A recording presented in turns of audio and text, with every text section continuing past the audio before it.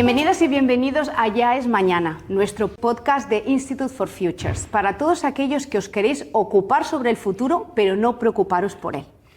Es un espacio donde hablamos de tendencias, de cómo el mundo está transformando la manera en la que trabajamos y sobre todo cómo vemos el trabajo. Las relaciones intergeneracionales y cómo todo ese nuevo concepto de Talento 5.0 está transformando la manera en la que nos relacionamos y enfocamos la estrategia en las empresas. La tecnología tiene mucho que ver en esto, la innovación y sobre todo las personas. Y porque nuestro foco son las personas, hoy tenemos a un invitado muy especial. Vamos a cambiar al inglés, pero tendremos subtítulos de toda la entrevista. Así que espero que disfrutéis de nuestro espacio en Ya es Mañana. Welcome, Tobias Haug. How are you? I'm doing great. Thank you for the invite. Thank you for being here with us. I think everyone knows you more as Toby. Yes, is that right? Exactly. Only my parents call me Tobias. Right. So welcome to Institute for Future, to our community of future thinkers. Mm-hmm. We are facing, we don't want to be worried about the future. We want just to build up, something that help us to face what is coming, what is already here, right. Because the future is now. Yes. In fact.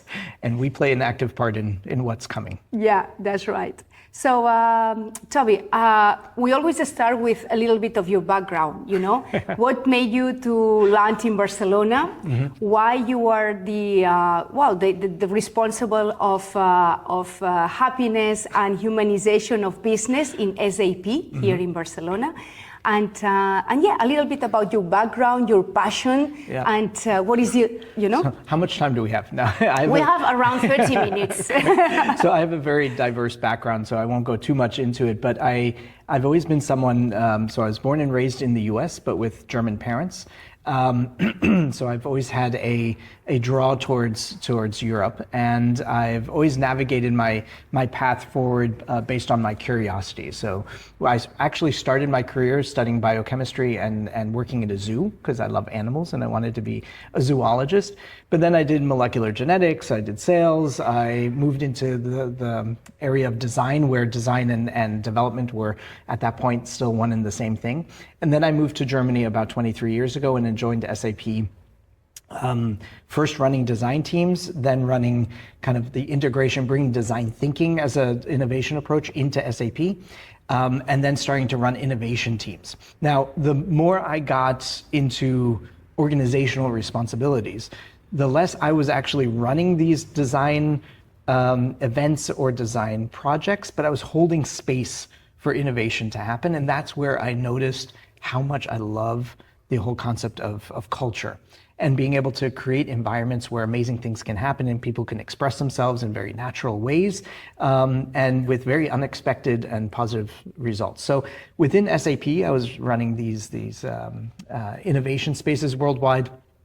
And at the time, SAP's board was also very interested in the corporate culture, realizing that you have a very limited amount of time when you have technological advances that really helps you on the market.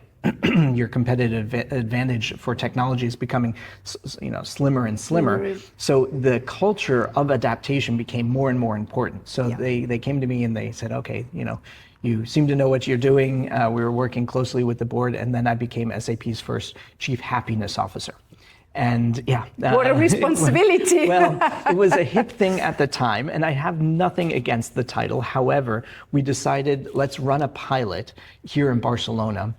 SAP has a small sales or customer-facing hub here in Barcelona. When I joined, it was about 220 people. Now we're about 560. And so we were piloting different actionable ways to transform our relatively hierarchical organizational structure into something a little bit more dynamic where people were taking more responsibility and building up competencies to be more adaptive to what's happening on the market. And that's how I got to Barcelona as well. And that's also where we shifted very quickly away from the term happiness, which first of all, in the sales environment is always a tricky thing. And also people associate happiness with more of a very quick transitory emotion. And so we rebranded it to call it Humanizing Business. And so that's stuck. Amazing. And from Barcelona, have you spread your way of, of leading with teams, the way you work with them for the rest of SAP company? Yeah, so from here? Two things happened. One thing is we had a very successful pilot, which ran about 3 to 4 years. And then it started taking hold in other locations. SAP has 191 locations around the world, and each one is absolutely unique. And so that's more of a community approach rather than a top-down, now everybody does it like we've done it in Barcelona. And so that's through sharing and community, we've started to integrate some of these habits and organizational dynamics into other parts of SAP. There's even a central team, part of HR, of our new board area in HR around new work and organizational design. I think what's just as fascinating is about 3 years ago, we even started talking to more global multinationals that all have the same struggle and the same hope to become more adaptive. And so we actually started the Humanizing Business network of companies. And that's where I learned so much when I talk to other companies, but we start sharing actual practical tips as well as just the community of practice really saying, hey, I've got a challenge. How can we help each other move this forward? And which are the barriers or the potentials you found in these teams? Because normally you have the early adopters, they're always open, to share, they're open-minded, they want, they love because they are creative people, they have some kind of skills that go with it, But others are a little bit against, they are like concerned, what is this? This is a way of controlling that the company is just reshaping the name. Or how you deal with this? Yeah, so this is a common challenge, right? And so I think the biggest problem that these big corporations have, well, they have multiple challenges, but let's say one of the biggest is the fact that they're successful.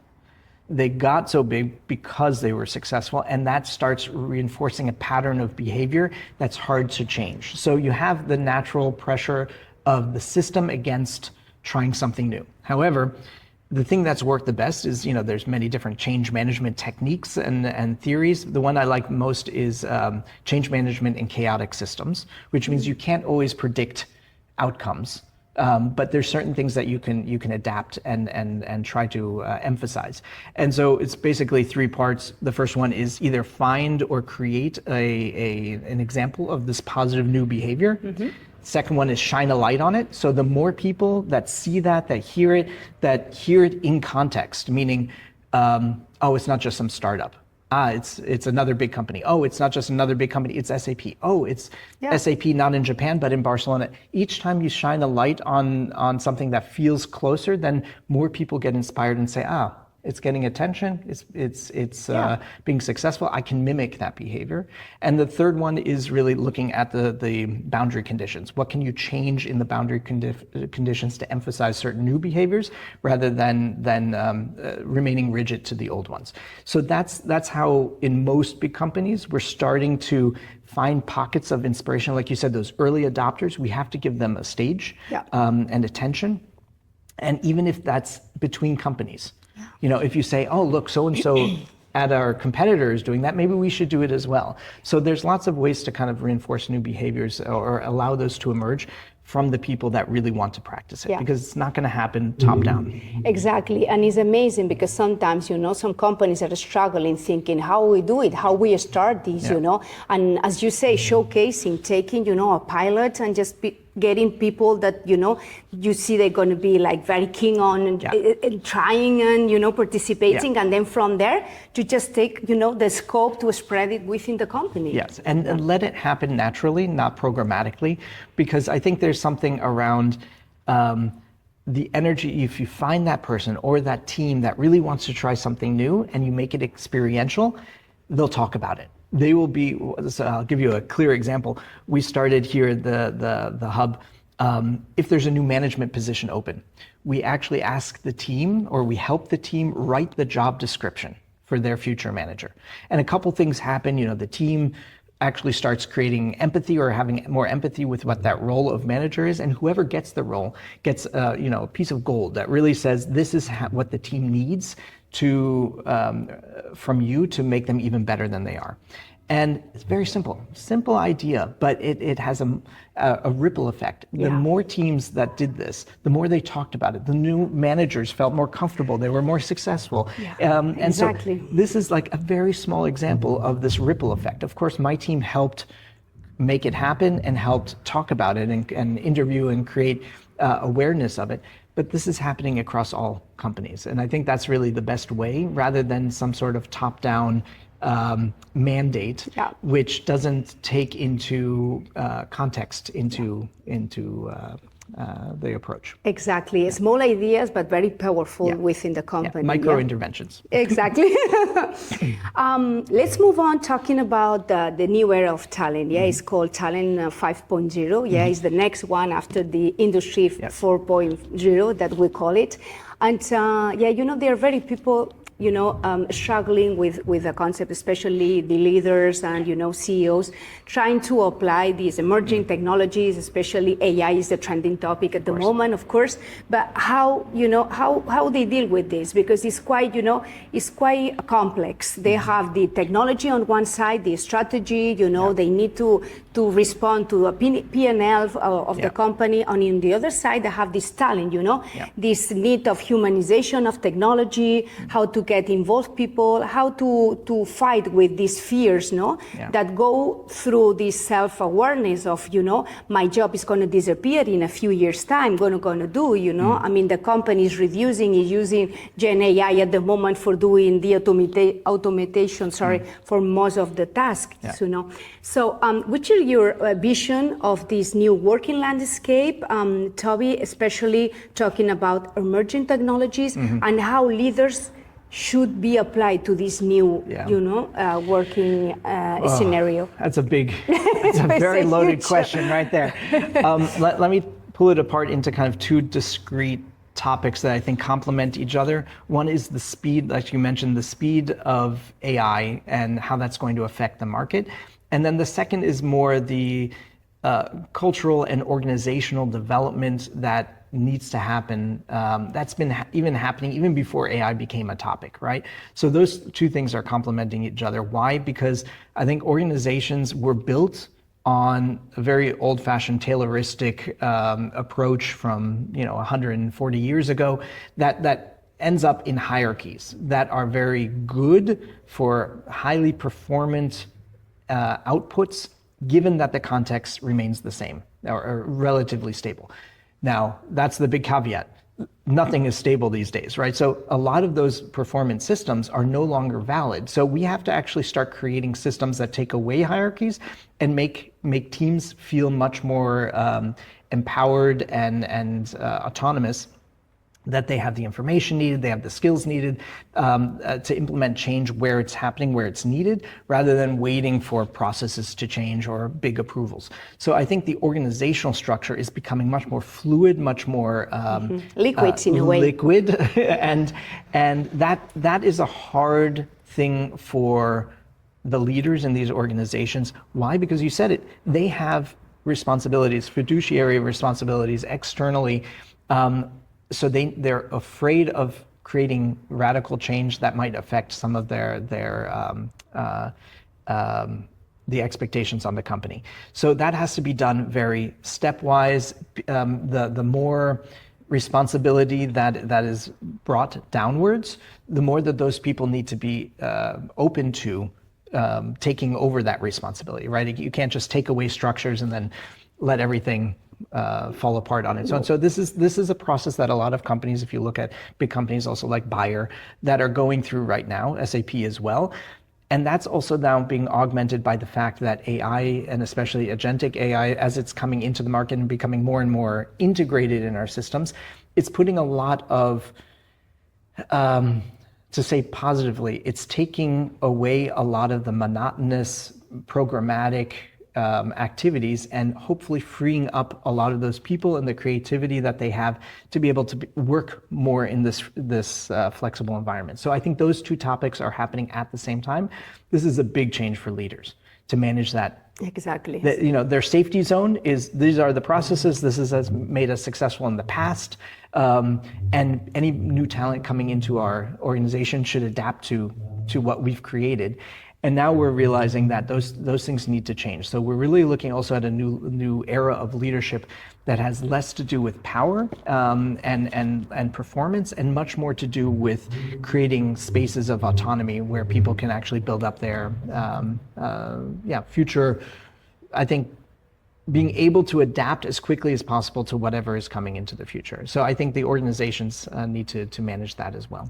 Absolutely. From your experience as well, from your own journey, what do you think about self-development, self-awareness and the need, to this self-leadership as well, that is very needed, I mean, if you want the others to respond and to be applied, to all these constant changes, you need as well to work on yourself. What do you think about this topic? So I think this is actually a topic I've been speaking about quite a bit because there's a balance between inner work and outer work. And I think everything starts with the inner work for individuals, but there's also the context, the society, the community that can support you in that growth, right? So it's not just an individual.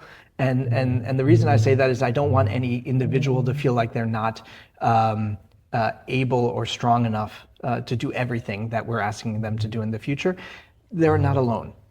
So the more that we can actually maybe focus more on teams that have complementary skill sets, that can help each other take responsibility as a team, of course it also affects the individuals. But I think the teams also need to support each other. And I think that's part of the dynamic right now. We're not just looking at individuals, we're not looking at big organizations, we're focusing more on team and teamwork to make sure that these things happen in the future. Absolutely. It's they said it feels like I'm rediscovering something that I lost, and I think that's the emotion that we're trying to get to. Yeah. So that's what's going to change, and I love anything that has to do with Lego Zero Display or anything that gets into more creative and expressions rather than logical debate, which is what we're so used to. Exactly, and structure, because it's a way of play thinking, It's, you don't think you are doing something like, working or designing, but you are.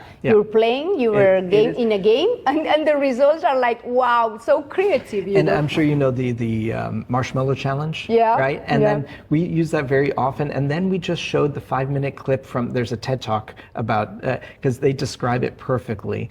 And that's where the click goes up between the experience and the thought process, the psychology behind it. People are like, now I get it. And then they start doing the same thing back in their teams, and it has that wonderful ripple effect. And that's also what I like. It's so simple. It's so cheap. It doesn't take a lot of time. You don't need expensive. And so impactful at the same time. Yeah. Toby, let's talk a little bit, because from your background, you've been leading the transformation of HR, especially in SAP. So can you share with us a little bit your thoughts about, how HR is transforming the way they do? Because until now, there's been a supportive department, administrative department, and now is a strategic partner within the company, because talent is the main asset that companies have. Yeah. They don't compete for products or solutions or services. They're competing for talent. Yeah. So which is, from your point of view, from your perspective, which is the role that HR should play within the company, and how, this talent 5.0 future of work is reshaping the way, because in our community we have many HR responsibles. Yeah. We are leading the talent commission of 22 ads as well. So they want to learn how other people are doing within companies, reshaping this concept of HR. Yeah. So let me. So first of all, I have a strong opinion about this. I hope that's fine. I'm sure I'm going to love it. We'll see. And the second thing that I'll point out is that I'm not in charge of the HR advancements within SAP. In fact, when I started the pilot here in Barcelona, I specifically asked to be part of the business, not part of HR. And this now starts where I think HR is also coming from, is back in 2009, 2010, during the last global financial crisis.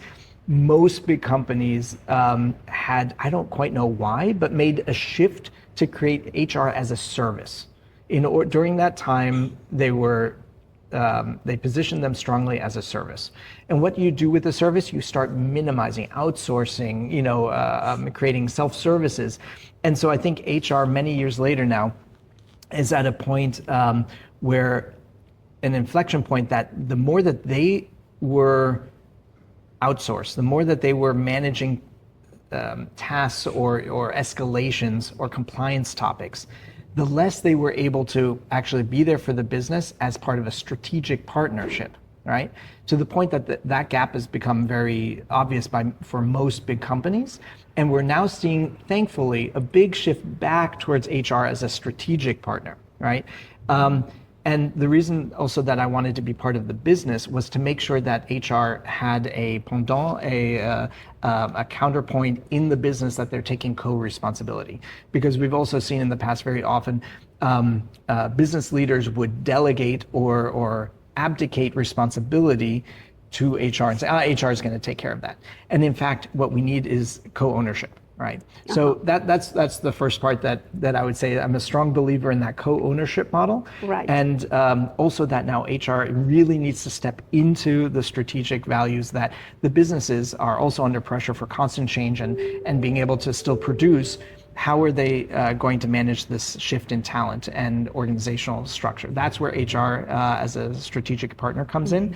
But the actual daily doing has to be driven in by each leader in the business organizations themselves. Absolutely. Right. So that's point number one. And I think HR is also going to be highly, highly affected by the evolution of agentic AIs. And a lot of the let's say, simple task-based employee experience topics are going to be taken over more and more by AI. And I hope that frees the AI, the HR talent to become more strategic and more as a partner to the business, but probably even, I would say, my hope is that they become more horizontal, which means all businesses are still built in silos, of course. They're still performant, and if it's product silos or skill silos, HR has one of the unique abilities to actually connect horizontally, and that means through community and across building, vision as well. Across visions, connecting dots, exchanging talents where it's needed to create that flexible structure that we need in the future by actually creating the programs that then, of course, the leaders in each organization need to bring into being, right? HR will never be everywhere for every part of the business at the same time, but they can play that strategic layer. I've met so many amazing professionals in HR that moved into HR because they really wanted to work with people and to help organizations and the people in the organizations. And over the last years, they've been more and more frustrated because it's become more and more tactical. And now I see absolutely the swing back towards a more strategic HR integration. Absolutely. I think it's quite challenging for HR responsibles, but as well, I think it's plenty of opportunities, to reshape the way they manage talent, the way they see, and as well about the self-awareness as well, because it's an opportunity for themselves to work on themselves, as a leaders and, And also there's the setting of new norms. Of course, that happens every day with every interaction, in every part of the business. That's where norms and behaviors are actually solidified, but HR really can set the tone. And I'll give you an example. In SAP, our new board member, Gina, for HR, she has a very strong vision for the type of culture she wants to create. And part of her strategy is to create communities of exchange. So it goes beyond just, nice words on a wall, nice statements, but really goes into action, that people start saying, okay, so what does this mean to me? What does this mean to me in SAP in Japan versus SAP in Brazil? What does that mean if I'm a developer versus a salesperson? So that integration is happening through a strategic use of strategy, of community building. And that is part of where our HR professionals are really getting activated, because they see themselves now also as coaches, as facilitators, as creating a new norm without having to do it alone. Because I think HR has very often felt in the past years kind of things thrown at them, and now that they can actually proactively create change themselves. Amazing. Let's talk a little bit about next generations, young generations. Yeah, this is a big topic, how to, to help on these intergenerational relationships, you know. You have all these four, at the moment there are four generations co-living, in the same working spaces. There's been a huge change of values, all of it. What do you think about how companies can face this challenge of? Yeah. So we recently had a meetup between companies where this was the topic. And there were some really interesting, we had people from all the different generations working and interacting together. And there was actually some fun insights that were generated. One of which was, it almost felt like no matter what generation you were, and we had baby boomer, actually, we had one person who was a baby boomer still in the workforce and working. And the thing was, almost everybody said, we were like that. Like, we're talking about Gen Z and the next talent, but almost everybody said, we were like that too. And that came the identification, but we've been socialized. We've moved into companies and been in this type of business long enough that we've actually adapted to those norms. So, first of all, I think that's nice to hear. Like, we're all humans, we all come from it. And then now we're starting to look more at Gen Z from where they're coming, what type of world did they live through already before coming into the workforce. And there's so much power in the next generation, so much creativity. They've had to adapt to so much change that a lot of the rest of us haven't had to. And that's the type of adaptation that we were talking about before that companies and organizations and teams need more of, right? So there's a clear tension of the next generation coming in with skills that the company needs, but the company still wants performance. So there's, I think the initial, let's say 2 to 3 years is where we're bringing in talent and helping them learn and kind of get their first successes under their belt. At the same time, we don't want to, which means them conforming a bit to the structures that they need to learn from. At the same time, we need to give them space and that sense of freedom, of flexibility, of lateral thinking. Those are the things that I think the companies need to be aware. You shouldn't crush those things at the beginning. And there's many ways to do both. Yeah. You can bring new talent into a team, and that team helps each other grow. Yeah. But the team is showing self-organizational behavior, but the individual in it is learning that behavior, but still feeling supported in whatever role they're stepping into. We also see that younger generations, you can provide flexibility through flex work policies, trust, but still setting certain expectations. I also think the younger generation has the ability to be more flexible, and our work environments should also adapt to that. So if it's flex work policies, if it's things like crafting your own job. So I think job crafting is becoming also a big thing, rather than coming in and this is your job and your profile and you do only this. Everybody comes in with different ideas and abilities and strengths and weaknesses. And so seeing how you can adapt an entire team to that is a skill that I think a good leader can bring into a team, and even young generations can learn from that adaptability. Yeah, absolutely. And I think DEI, diversity, equity, and inclusion policies within companies are helping a lot on this, And we need to fight for those, and fight for those on real practical levels. So the next meetup that we're having will be hosted by Nestle, and they've chosen the DEI topic because, as we know, it's coming under fire, and we have so many amazing people that want to fight for it. And so there's still the ability for us to craft strong DEI programs and behaviors, no matter where we are in an organization. Amazing. I could extend our conversation for hours, Toby, but I'm sorry, we need, because people, they cannot, stay for so long, Otherwise, you listen to the podcast, you keep on running or doing, and it's never ending.